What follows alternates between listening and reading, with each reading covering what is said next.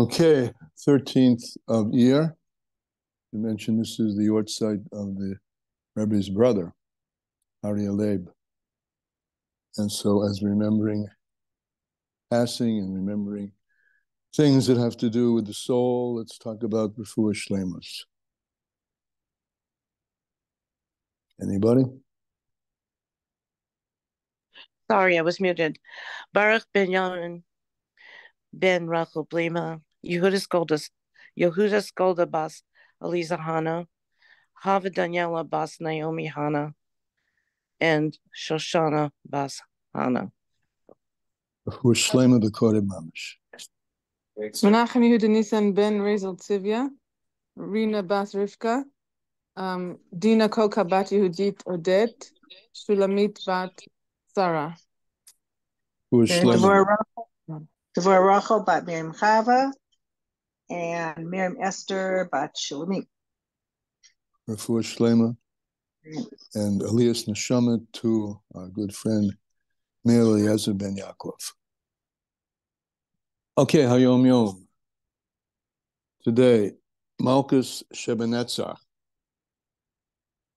Amongst the, I've told you, all these words in Hebrew, each one has many meanings, but we'll grab one simple one. Netzach is prevailing, prevail.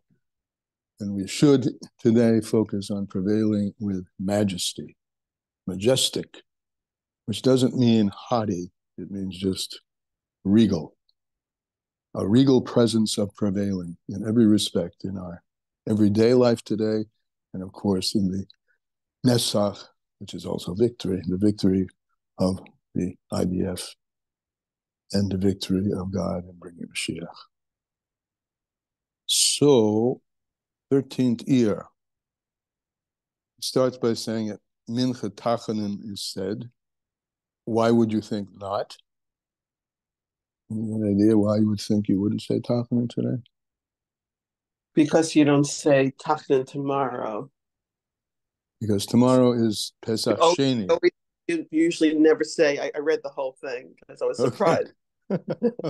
Don't say the Tachanin Mincha before the day that you don't say the Tachanin. So I know I was very surprised actually. I looked it up because Good. Right, a normal Yontiv you don't say Tachanin starting at Mincha the day before, but Pesach Sheni we do. But good to remember that tomorrow's Pesach Sheni, so hope we all have some matzah to ingest the last taste of leaving Egypt, at least in a physical way. The Alter Rebbe once said during those years that he was in the years that he would say short Maimorim. He quotes from Pirkei Avos. Pirkei Avos says, Da maila mimoch. It says three things a person should look at. Shloisha devorim, three things, and one of them is to know what is above you. Keep your eye on what's above you. So the Alter Rebbe darshans this.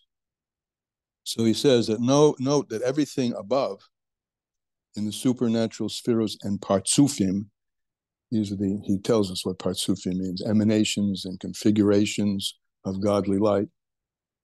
Know that everything which comes from above, malamaila mimach, that which comes from malamaila is mimach, comes from you. Everything that's going to come down from above all derives from you. It all depends on you. It all depends on man's service. Okay, that's something to take with us today. Tanya, meditation on giving us different ways in which to look at God and godliness, sort of different, I call them different facets to bring out the sphera, the shining, the saphir, the sphera, the shining of the jewel of the awareness of God's presence in the world. Lessons in Tanya, page 713. And in Likutei Moharan,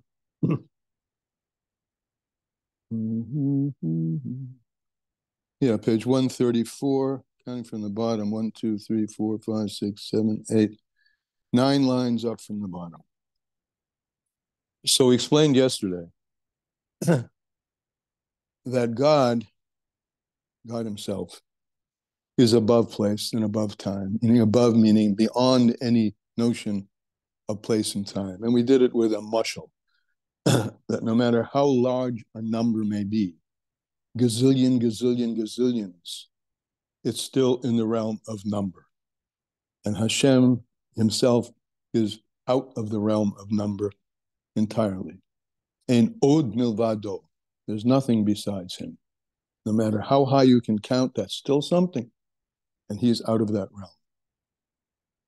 Now we'll start. Similarly, mamosh, in actuality, what we just said, we can also say about Bechinas ha'ora muetes, zu, about this small ray, this whole analogy of a gazillion is a big number, but it's a smallness compared to the allness.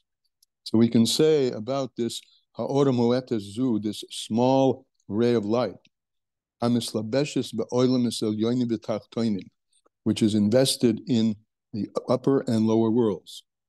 We're calling it small because it's, no matter how big, I mean, he's saying this even about the world of Atzilus.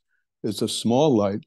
It's not only a small light, it's a light which has where smallness and largeness, it's a light which is incomparable to that presence which has no smallness or largeness, which is the allness.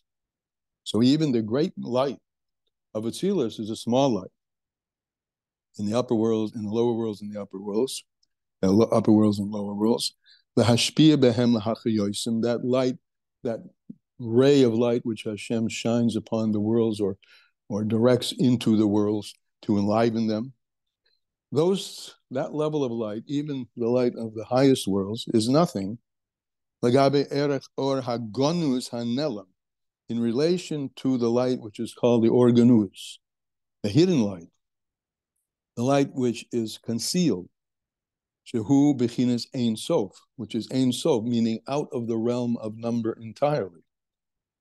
So the light which is invested in the world, we'll call this in a few moments halvasha, mislabish, is enclosed in the worlds, is garnished, mamish, nothing compared to that which is beyond the realm of number itself, which is the organus, which is bechinas ein sof, in the world of of without end, and even more so, without beginning.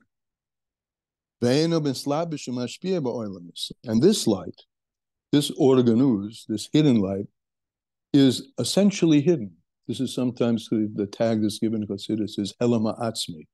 It's an essential concealment. There's the kind of concealment where God covers and covers, thicker and thicker covers, right? But this is something which is essentially concealed because it's out of the realm of the stepwise process of tzimtzum and concealment. So it's enu mislabish umashbiyah ba'olam is bechinas gilur. So this organus is everywhere present, but it's not enclosed and it isn't flowing into the worlds in a manner of revelation, to enliven them. Ella, what is it? It's makif aleihem milamayl. It's hovering over them literally from above. So this little piece that we're about to enter into could be, and I recommend that it should be, marked in your book as a reference to understand in very simple, short terms, the difference between mamali kol olmim, how God fills the worlds, and how he's makif usoyviv, the worlds. And he explains it very simply. And it's something that one needs to keep in mind when you come across these words, as you always will in other places in Chassidus. So he's introducing or makif, the makif, all-encompassing light, versus the or what we call the or mamali, the light which fills and has different qualities as it moves down through the Seder Histalshalis. So this light, this organus, which is Ein Sof, out of the realm of countability entirely, is called the or. It's makif aleihem. It encompasses over them, milamayla, from above. he's going to explain these words, because these words are not to be taken straight either. It surrounds about them from above, and nikra Soyviv kol olmim. And that's the light which we call surrounding all worlds. Now here's the thing that you need to remember throughout your learning of Chassidus.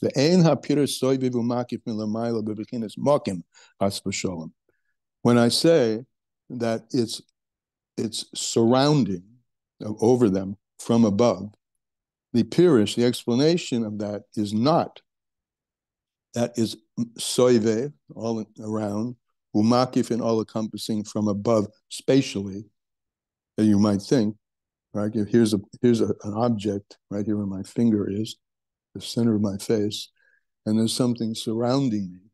So the simple words would say that. You would draw the picture of the face or the point and something surrounding it.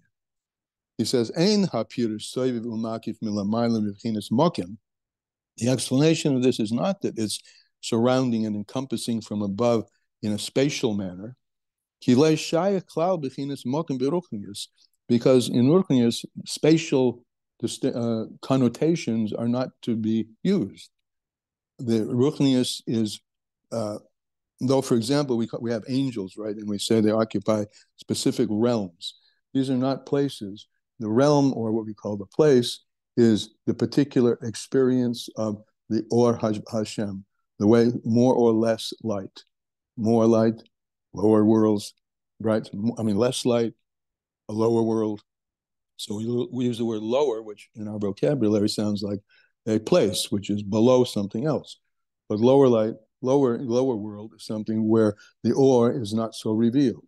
A higher world is a light where the light is more revealed, but not high and low, and not spatially the way we usually use it.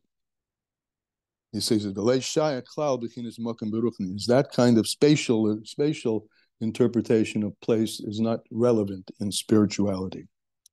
So what does it mean then? So surrounding from above. It means to say,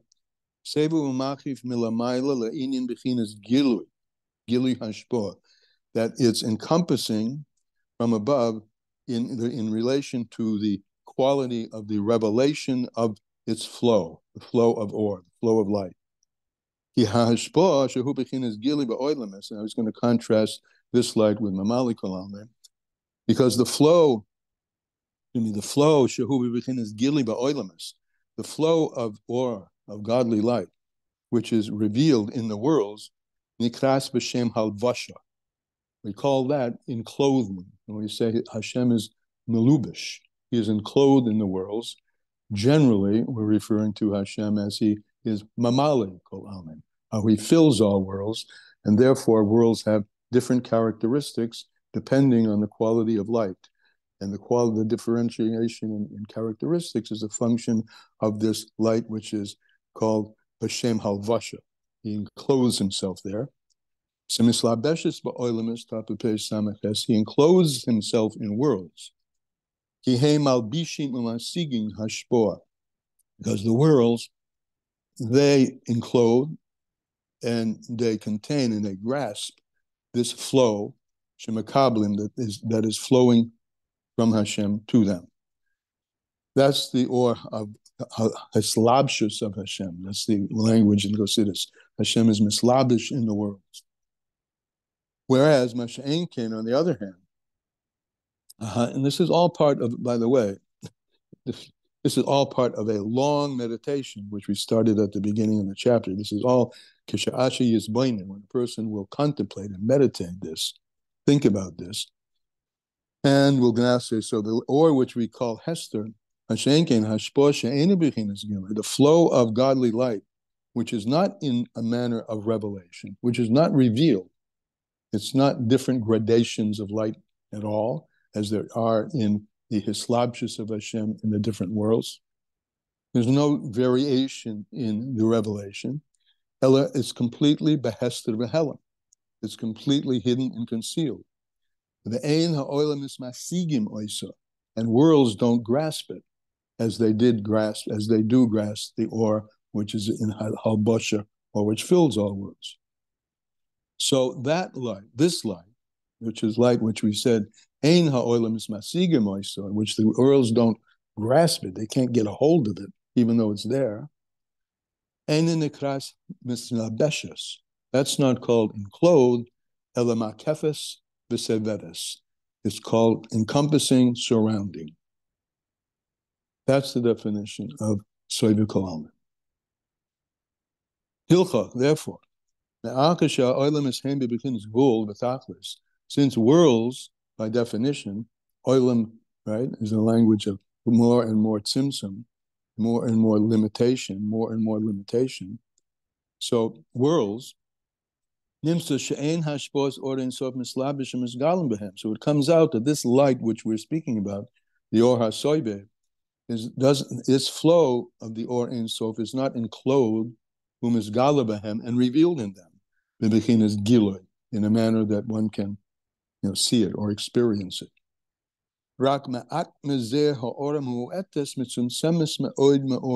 Just a little bit of the ray, very little bit, very contractedness of it. And the light, in other words, this is really the Or Ein Sof, the light which is, as we defined on earlier yesterday, the light which is, when we say Ein Sof, it's out of the realm of number, and that was a metaphor. It's out of the realm of number. It's out of the realm of graspability entirely. Its presence is everywhere, penetrated into every particle and subparticle and subatomic particle, if you go physical, of all reality. But the awareness of it is not there because it's, by definition, Helen, and everywhere the same. And it's just a little bit of it. And just a little bit comes into the conscious awareness of the world, to enliven it, in order to make the particular world bounded and limited according to the nature of that world.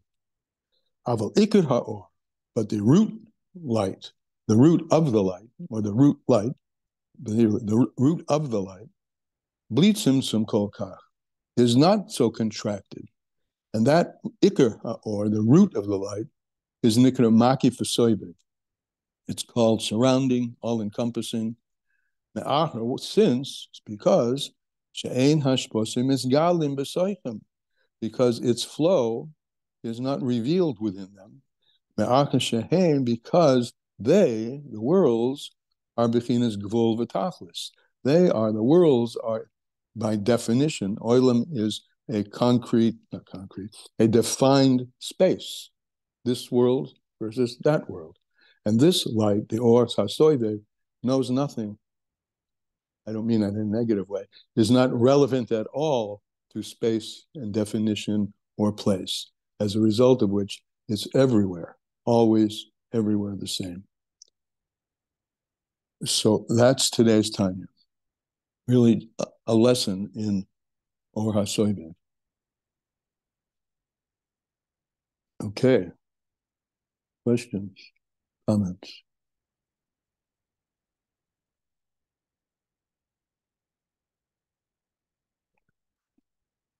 I don't understand. I'm sorry. Really? I'm surprised. I guess the part I'll give you a yeah, like give me more concrete. I'm going to give you. I can't give you something concrete because this is not the whole definition is it's not concrete. But I'll give you an analogy. Analogy which is also not comprehensible, but at least it's something in our realm. In quantum physics, we have two. I wouldn't say major, but two ideas in quantum physics. One is called indeterminism. That an example of this, they're discussing quantum physics whether light is a ray or a particle. And some quantum physicists say it's both. Well, how can you have an either or and say both? Because it's not shayach, it's not relevant to the world of either or. It's not relevant to the world of the distinctions of this or that. It encompasses all of it. And that's somewhat, rather crude, I must admit, crude because it's physical, it's scientific, but one of the beautiful things one of the amazing things, to me amazing, when I first heard it that the Rebbe spoke about a lot, is that part of the Zohar that speaks about in the 6th millennium, when in an analogy from Noah. Remember the analogy from Noah that in the sixth in that year all the heavens broke forth and the rain came down, and the Zohar uses that as an analogy for the 6th millennium, in which new vestiges, new approaches, new perspectives on reality will emerge very rapidly, and that's the dawn of the age of technology. And that one of them is quantum physics. And quantum physics postulates this very thing that's by definition not understandable, by definition. So it's not a negative that you don't understand it. It's a function of it himself, that it's not graspable in hasaga, that something could be in two states at once, particle and wave, or another one, also from quantum physics, is the quantum leap. The quantum leap is a movement not in the realm of time. You can't measure the time of a quantum leap, but the particle is here and then it's there in no measurable time. Also not understandable. So your lack of understanding is appropriate, but nevertheless, there are these ideas which are beyond the realm of understanding. Maybe that helps. Does it help? I mean, yes. I guess the part that I don't understand is, like, I used to think of in like that Hashem was within and encircled all at once. That's how I sort of always understood it. But well, he is. The Or Mamale and the Or Soyviv coexist at the same time. Right at the same time. Yeah. And that's how Hasidus, in a way, resolves the. I was listening Sunday to a shiur by Rabbi Jacobson, and he mentioned that one of the reasons that Einstein couldn't accept, at least in totality, quantum, was because if you look at a binary, it's either determinant or indeterminate. And we have determinate science, right? The world of measurement is real. And all the technologies that develop from the world of measurement are real. And quantum comes up with indeterminism. So the resolution of it is mentioned actually in Hasidus, that both are true, shnehem emes, at the same time, that something is determinate, that's mamali kol olmim, and something is indeterminate, that's Soyviv kol olmim, at the same, quote, moment. So that paradox, and it is, from our perspective, it remains a paradox, is a reality, that things can be in two states at once. That's a fundamental of quantum, and that's a fundamental of Torah. Mamali and Soyviv at the same time. Two different levels of light.